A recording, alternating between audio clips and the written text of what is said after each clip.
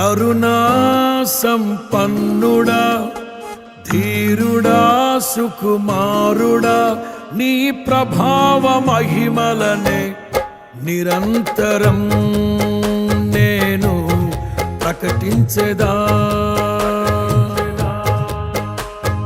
కరుణా సంపన్నుడా, ధీరుడా, సుకుమారుడా, నీ ప్రభావ మహిమలనే నిరంతరం నేను ప్రకటించెదా.